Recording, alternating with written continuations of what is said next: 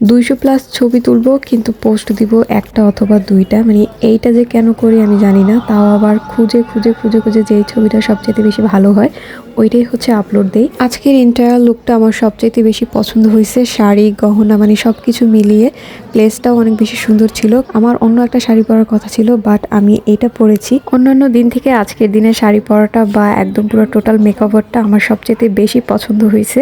কার কেমন লেগেছে আমি জানি না, বাট আমি স্যাটিসফাই। এটা কিন্তু অনেক বিশাল একটা ডাইনিং টেবিল। প্যালেসের মধ্যে দিয়ে যখন ঢুকবা তখনই চোখে পড়বে এই সুন্দর বড় ডাইনিং রুমটা। মানুষের অনেক টাকা থাকলেই হয় না, তার রুচিও থাকতে হয় এবং শৌখিনও হতে হয়। এই বাড়িটা বানানোর যে প্ল্যানিং করছিল, তার বাড়ির সামনে এবং ভিতরের ডিজাইনটা দেখলেই বোঝা যায় যে সে কতটা শৌখিন ছিল। তো আপনারা যারা এখনো রোজ গার্ডেনে আসেন নাই বা আসার প্ল্যানিং করছেন, ঝটপট করে চলে আসবেন, কারণ এখন হচ্ছে হালকা শীত হালকা গরম, আপনাদের অনেক ভালো লাগবে। জায়গাটাও অনেক বিশাল। আমার ব্লগটা দেখার পর যদি আপনাদের বাড়িটা ভালো লাগে তাহলে নিজের চোখে এসেও বাড়িটা দেখে যাবেন, কারণ এত সুন্দর বাড়ি ঢাকার মধ্যে আর দ্বিতীয়টা নেই।